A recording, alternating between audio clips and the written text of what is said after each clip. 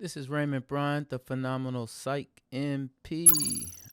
We talking about private practice and pretty much getting started, setting things up the right way so we can scale this thing.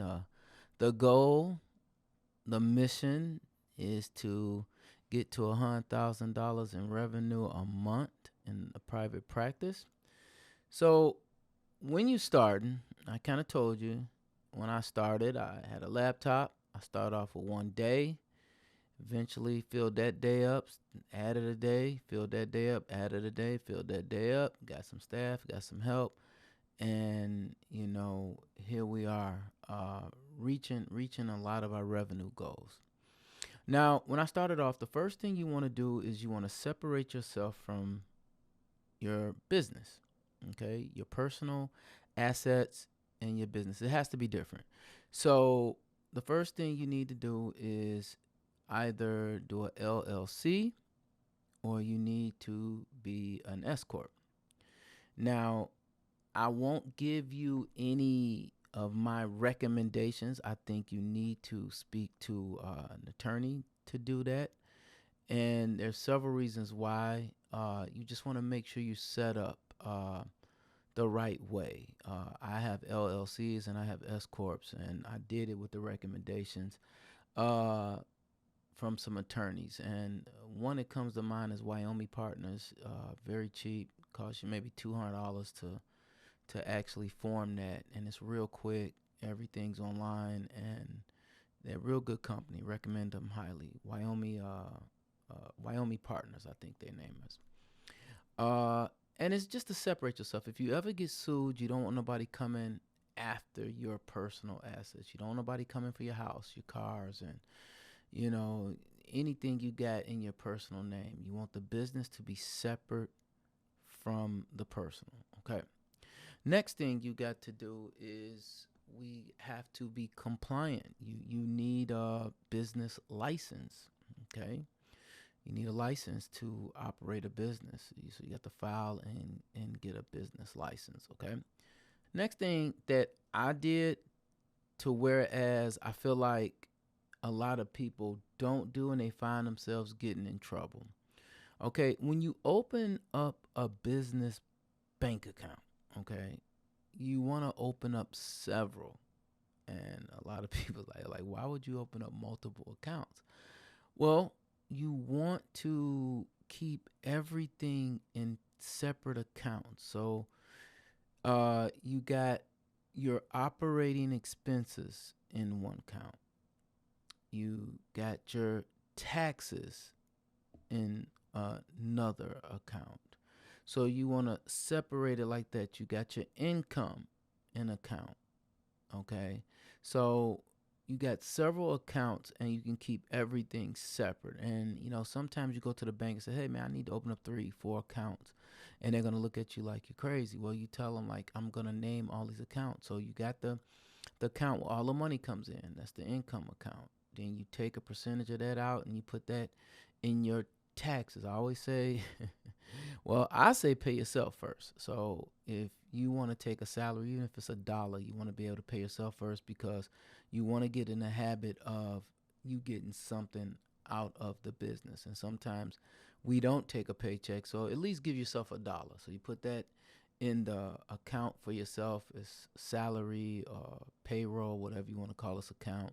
So you want to make sure you're the only one working right now. So you want to make sure you pay yourself at least $1 so you can see that.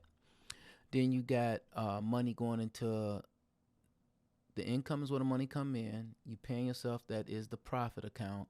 And then you also want to have the operating expenses account where all your operations going in, where the things you pay for in terms of marketing, EHR, insurance, all the stuff that all the bills comes out of that operating. And then you definitely need to account for taxes. When that income come in, 40% right off the top, take it and put it in a tax account. That's not your money. Now, we're going to figure out how to decrease our tax liability, at some point in this thing. So we'll get to that down the road. But right now, Income comes in. If you got $100, 40 goes to the tax account. So now you got $60 left. Or you can say $100 come in, $1 goes to the profit account. That's yours. Now you got $99 left. 40 goes to the tax account. Now you have what's that? $59 left there. So to spend that you got. Or yeah. So yeah, so that's how that will go. You separate that money, and this is how you start off. So as the money gets big, you already are in the habit of 40% goes to taxes. 1%, 2%, whatever you decide to pay yourself, and then you got your operating expenses as well. So that's how those accounts. You need several accounts. The income, all the money coming in. Operating, this is where all your expenses come from. The EHR, the insurance, all that stuff. You got an account for payroll, and you have taxes, and then a profit. So that's, I think, 5 accounts. So I know it seems crazy, but trust me, you want to separate this money. Separate it, keep it separate. Okay. The next thing, you need an accountant. Find you an accountant who's going to prepare your taxes, who's going to look at everything. Now, in business, we talk about, the vital signs, and we should always, as nurse practitioners, understand what the vital signs are of your company. So, accountants are really good at making sure your vitals are okay. This is something that you can do early on, but my advice is to get an accountant, reasonable. He'll make sure that you stay out of trouble with the IRS. He'll keep up with your cash flow, your profit or loss statements, all those things, income statement. He'll keep all those for you readily available if you need them, and you can look at those things weekly, monthly, daily, however often you need to look at them, and you can tell the health of your business, so to speak, and what's going on in your business. You also want to make sure you are adequately insured. What happened to me is this is after I had my office. I had leased the office, and apparently I didn't have a certain amount of coverage. I had a patient that came in an upstairs bathroom, and he flooded the bathroom. This was an office building, so he went in a public bathroom, and I guess he was like, pissed off at somebody, and he stopped the sinks up, ran the water on all the sinks, and this was like on a night or on a weekend or something. Nobody was there, and it flooded, and all the water damage came through. Like the bathroom was above our place, and all the water came through. Well, we went to file a claim with the insurance, and yeah, it covered us if we're getting sued. Somebody says we did some malpractice wise, but we didn't have the coverage to cover the office. And, luckily for us, the building where we were leasing the building from, they had a certain amount of insurance, but we ended up losing some money as well trying to repair some of the stuff in our office because of the water damage, because we wasn't adequately insured. So make sure that your policy not only protects you from malpractice, but in the event, even if you're running your business out of your home, you want to make sure that you're covered. Physical damage and things like that, it doesn't cost that much to add it on. I want to say it's like extra $300 a year type deal to add that physical or property damage rider to your insurance, and it'll possibly save you money in case something like that happens. Now, this right here, like I'm in a state, Illinois, where we need collaborating physicians at least for the first 2 to 3 years of our practice, and that paperwork is essential. Okay, because you're prescribing a lot of controlled substances, stimulants, and things like that, and you want to make sure that your ducks are in a row when you're dealing with the collaborating physician. So you got to find out from your state the documents that you need, but you definitely want to make sure that is together. So you want to go over that with a fine tooth comb to make sure everything is aligned. Now, we had issues where we're in psychiatry and a collaborating doc is, I don't know, med surg guy or a general physician. He's not a psychiatrist. So my advice to you is pay the additional money for the psychiatrist to be your collaborating physician. In the event that something happens, you want to make sure that you covered all your bases and that everything is straight from the standpoint if the state or any lawyer asks you, well, you did this, you wasn't properly supervised. Well, how could you be properly supervised if you got the GI doctor supervising a psych person? So, you got to be careful with some of that stuff because, lawyers get paid to take you down. So they will try to find every loophole to do that. Okay. So, and this is kind of frustrating for me in terms of how you plan to document your services. This could make or break you as a private practice. You gotta do your due diligence with the EHR you use, and it got to be able to manage all your credentialing, all your insurance information, all your payment, all the staff credentials. It got to be able to handle all of that. And when you document, you got to decide, like, hey, what I document has to justify what I'm billing for. And one of the best ways that I found right now, this last year, is AI. Utilize AI. You can include it in the visit. You get the patient to sign off on it that they're okay with uh, you recording or you recording a visit and utilizing the AI to make your documentation more precise and more clear. So get the whole team, when you get a team, but I definitely will say, hey, use AI because it kind of takes the guesswork out of things. You always want to review it now. Don't get me wrong. You just don't want to copy and paste that stuff in there. You want to review it, but AI would do a great job of capturing the things that's necessary to keep you out of trouble. I just thought about that when I was talking about lawyers trying to take you down. So make sure your documentation is on par and have a system, EHR system for that will make things a lot easier for you. So we talked about the business, whether you do a LLC or a S corp.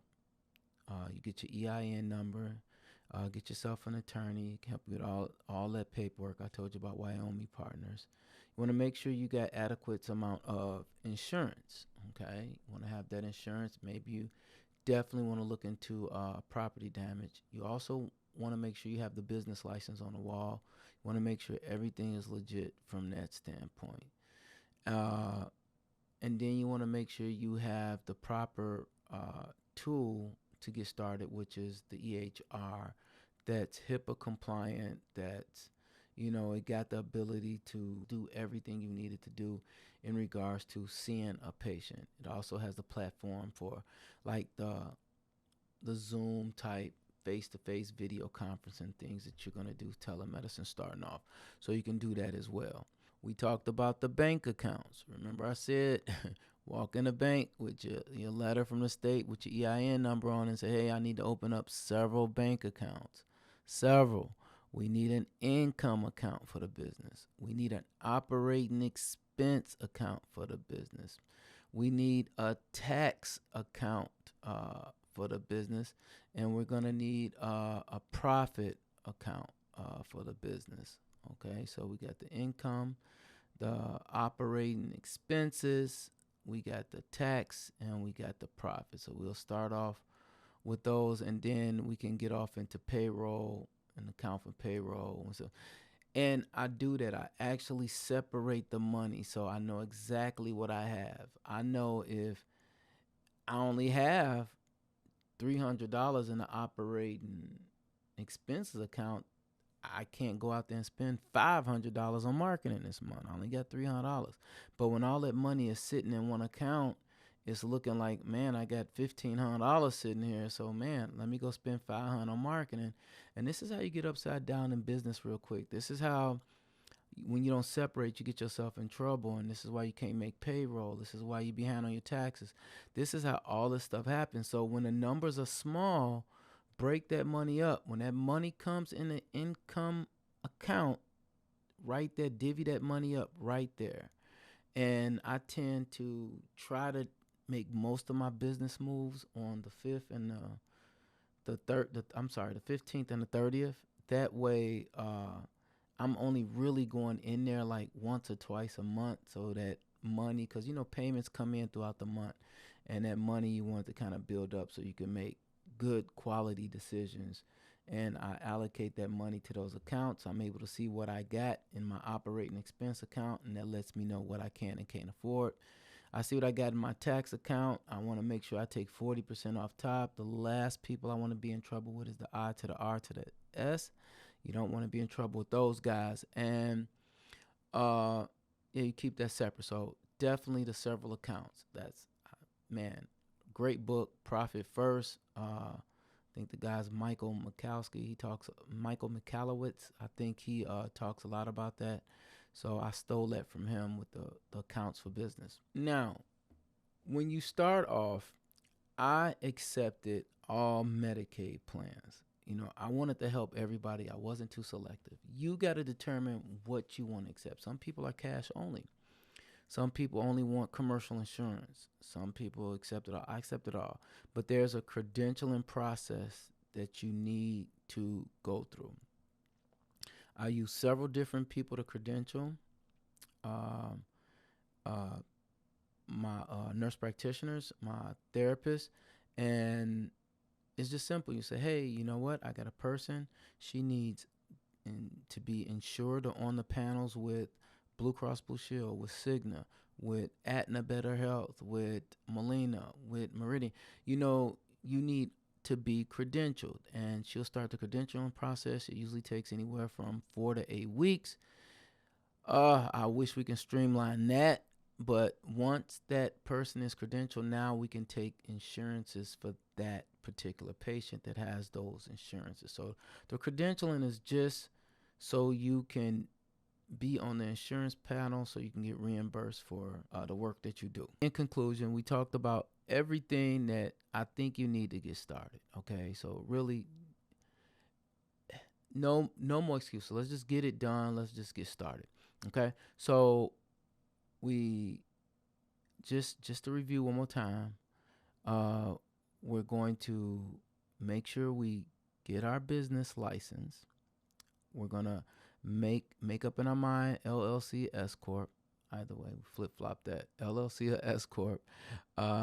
We're going to get our insurance to make sure we're covered and we're prepared for anything that happens. We're definitely going to get us a great EHR. We'll talk about that a little bit more in detail. We're going to get our business bank account set up, and we're going to get several accounts. Okay, so let's do that. If any of this information has helped you at all, please subscribe, please like, please share. Okay, this is Raymond Bryant, the Phenomenal Psych MP, and as always, taking action brings success.